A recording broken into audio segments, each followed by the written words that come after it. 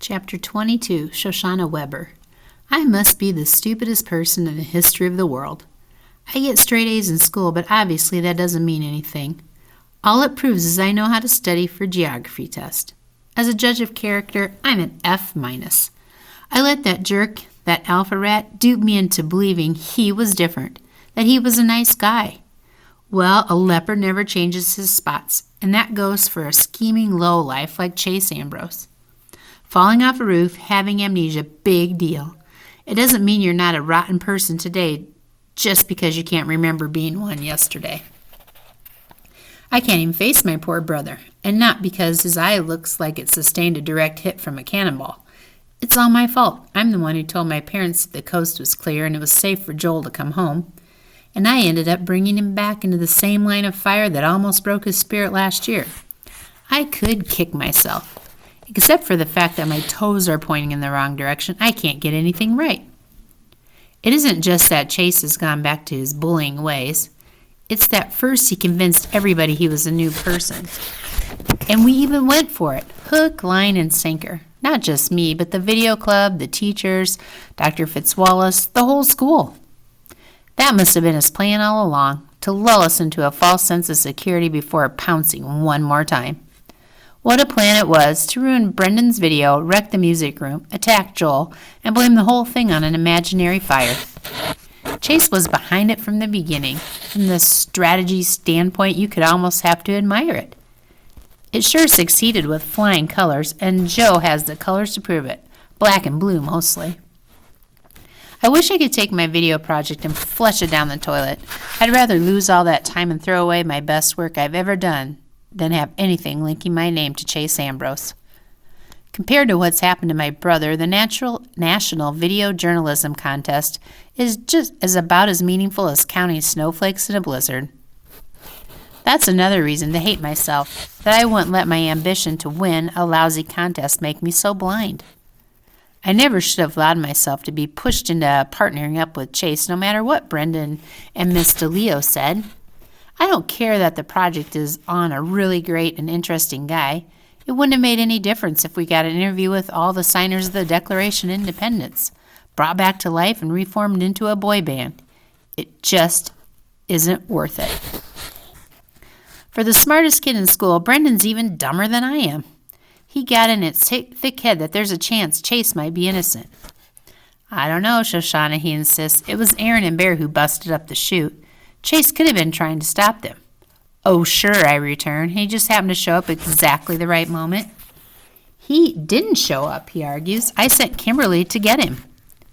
Joel said you didn't send her for Chase. They did. Well, there was a lot going on, he admits. It's hard to remember. I think they sent her first, and then I did. Why couldn't you go yourself? Because I was stuck in a tuba, he replies, as if that's the most natural thing in the world. Happens to everyone, right? Listen, I tell him, my poor brother has a technicolor face, courtesy of the guy you say might be innocent. That could have been an accident, a tug-of-war with the fire extinguisher. Maybe Chase was trying to protect Joel. I roll my eyes. Let him protect somebody else. When it came time to lie his way out of the blame, he was right there with Aaron and Bear. That's all the proof I need. I know what it looks like, he agrees reluctantly, but doesn't Chase deserve a benefit of a doubt? Listen, I challenge, if what you say is true, that Aaron and Bear set him up and nearly got him kicked out of school.